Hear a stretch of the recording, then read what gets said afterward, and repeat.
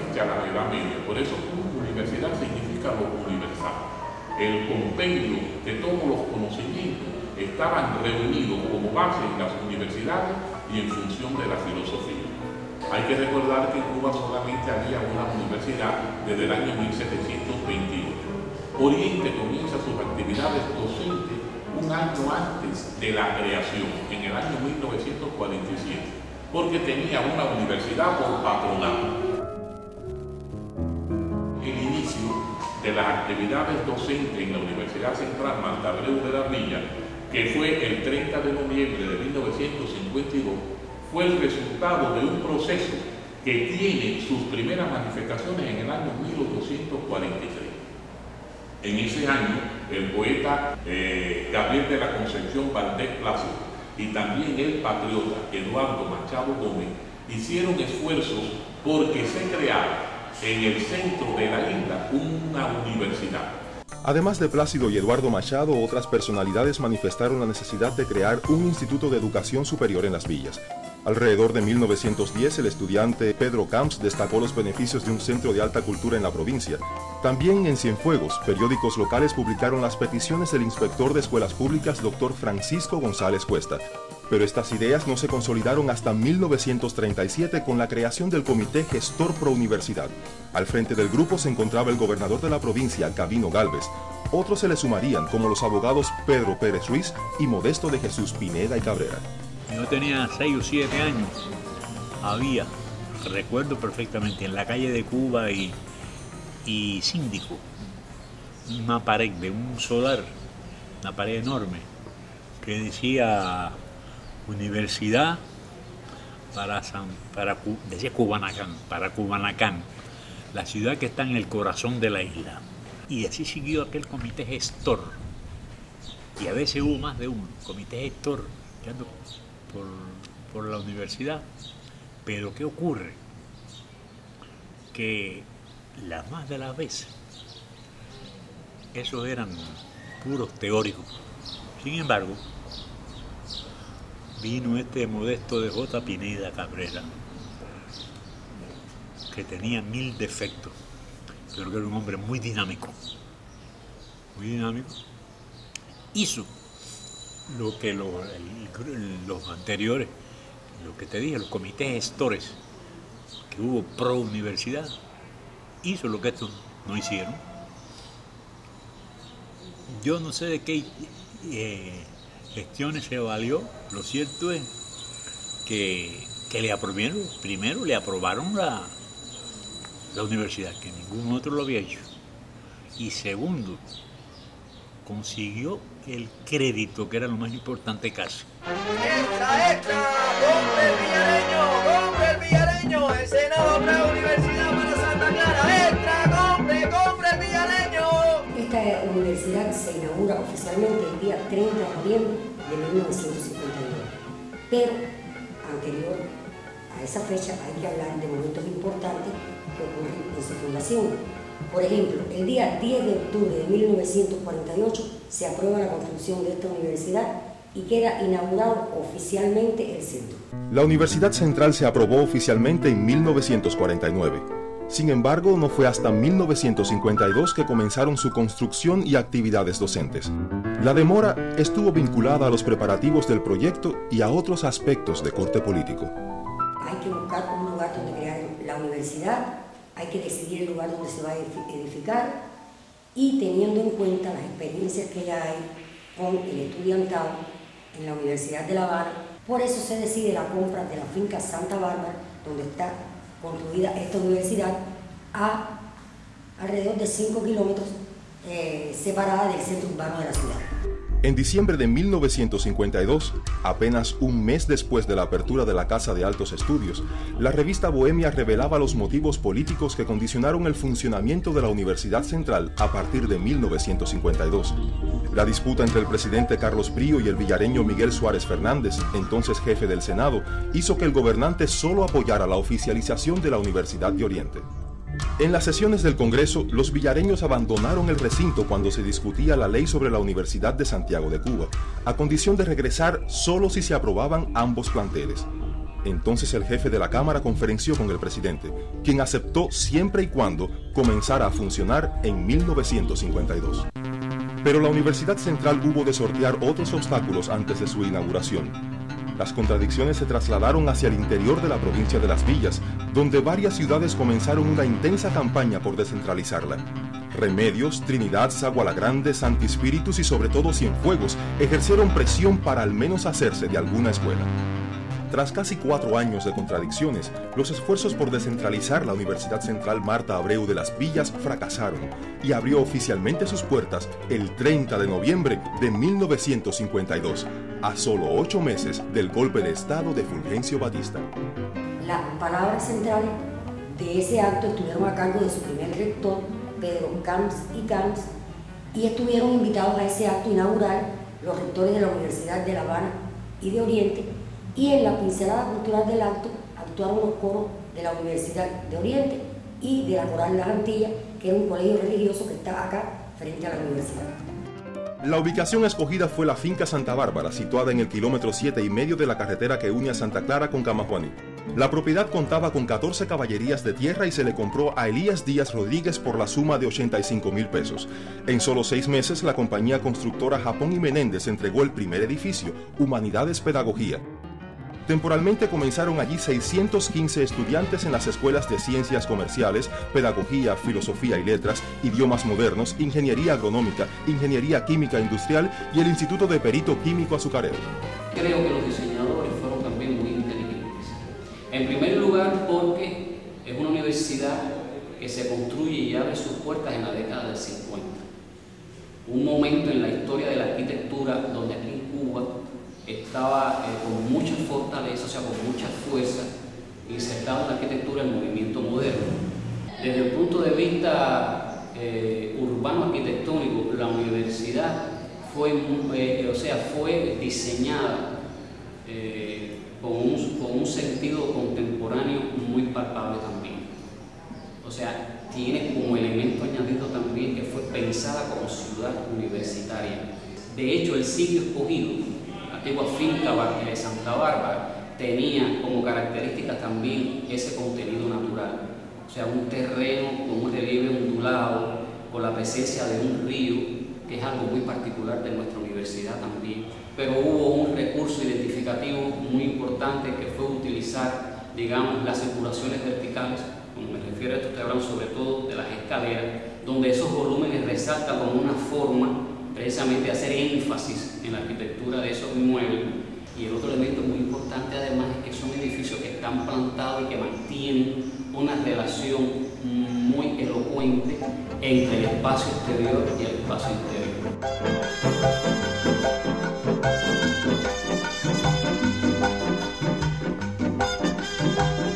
La universidad desde que se funda se llama Universidad Central Marta Abreu de Las Villas. Ese es su nombre oficial desde que ella se funda. Y toma el nombre de Marta Abreu en honor a esta destacada mujer clareña, nacida en 1845 y que muere en 1909. Desde que ella se funda en 1952, esta universidad adopta sus símbolos y emblemas universitarios. En la universidad tenía su bandera, cada escuela fundadora tenía su estandarte y un lema que los identificaba como escuela. Con relación a los colores, la universidad adopta el blanco y el verde mar, para distinguirse de las demás universidades cubanas. Este es el escudo que identifica a nuestra universidad desde el año en que ella se funda.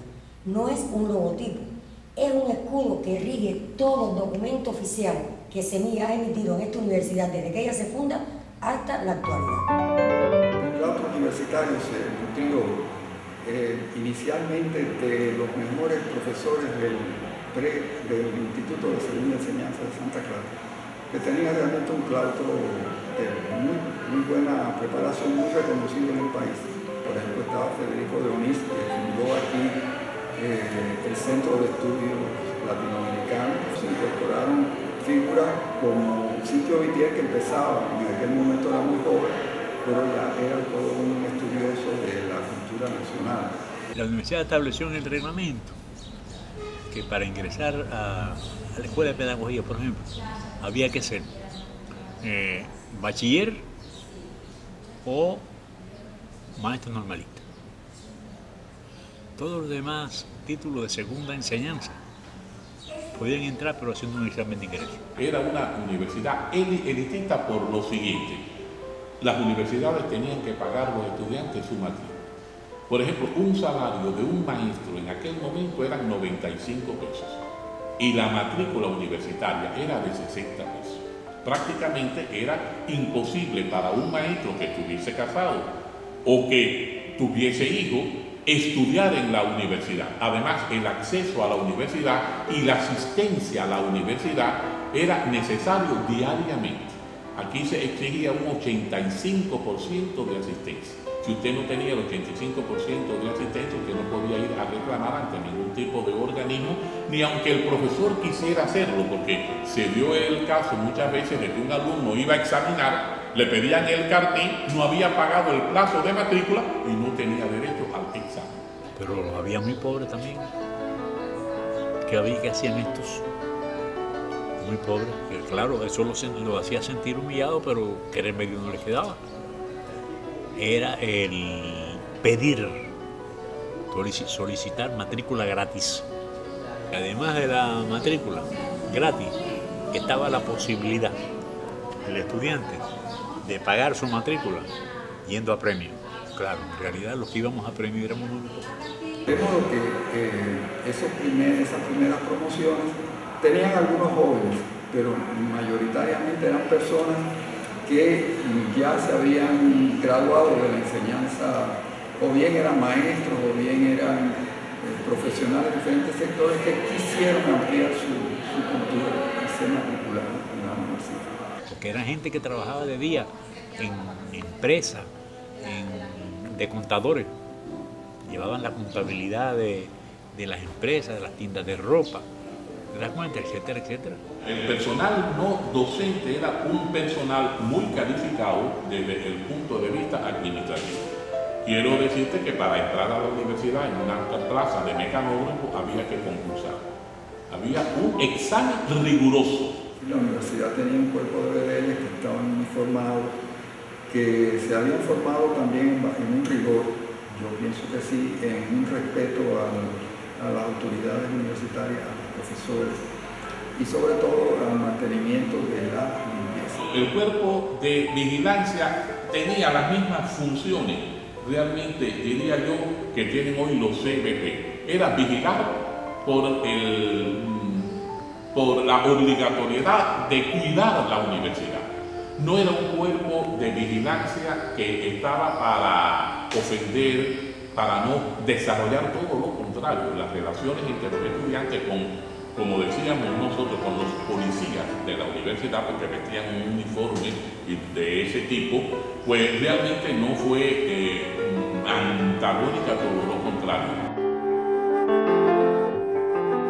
También un día en la universidad había muchas actividades de carácter social entre los profesores y los estudiantes, y además se llevaba a cabo una serie de aspectos muy importantes. Por ejemplo, se hacían seminarios en la universidad, muchos no lo conocen, pero se desarrolló en el año 55 un curso de alfabetización y sus problemas por la doctora Ana Echegoyen. Todos creemos que la alfabetización comenzó a partir del año 60 y antes ya se habían hecho.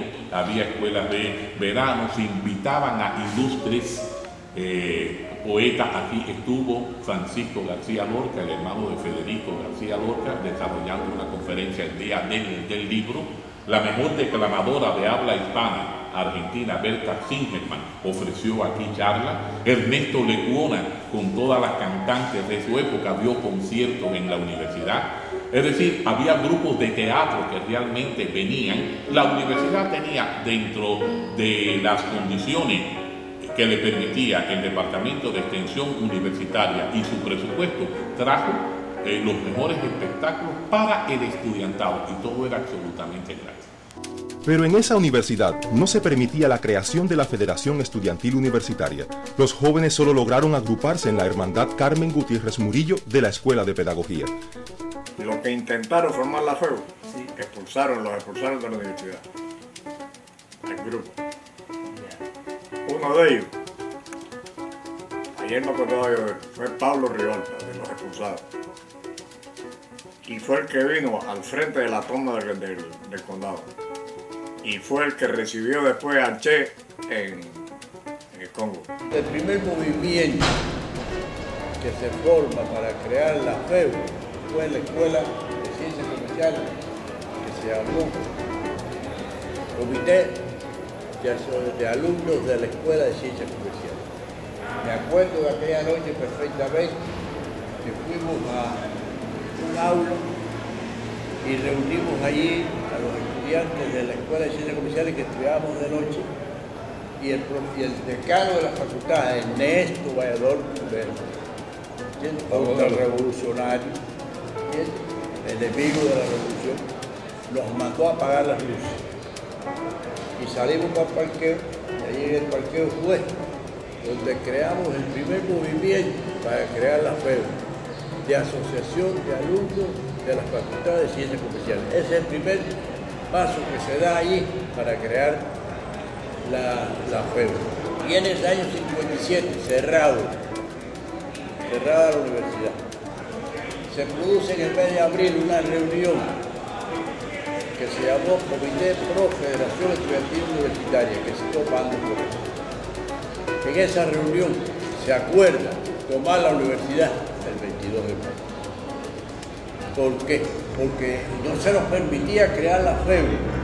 El alma mater de las villas enfrentaría otra dura prueba durante su primera década de existencia: el control y la penetración ideológica de los Estados Unidos a través del denominado Punto 4. El Punto 4 era pudiéramos decir, un apéndice del Ministerio de Agricultura de los Estados Unidos, que perseguía fundamentalmente introducirse y conocer la situación, a mi criterio, de la agricultura en Cuba, y a su vez el objetivo fundamental era formar dirigentes pero que respondieran a los intereses de los Estados Unidos. Cada paso de la oligarquía o del gobierno unipersonal que controlaba la universidad tendía a convertirla en una granja agrícola igual que la Universidad de Michigan. Y para ello vino, entre otros, Mr. Harold Byron, técnico del gobierno estadounidense, representando oficialmente el Punto 4.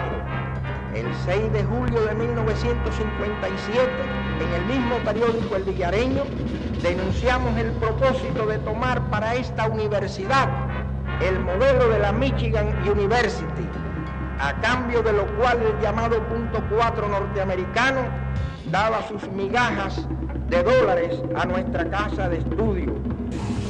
El secretario Modesto Pineda Cabrera creó el Instituto de Planificación, y el Instituto de Planificación es el que establece la vinculación con el Punto 4, pero, les repito, el centro de la actividad fundamental se centra en la Escuela de Agronomía. En noviembre de 1957 cesan repentinamente las actividades docentes en la Universidad Central. La inestabilidad política del país y las represiones contra el movimiento estudiantil, fundamentalmente en La Habana, llegaban a Santa Clara. A mediados de 1956, el clima existente en la universidad era irrespirable.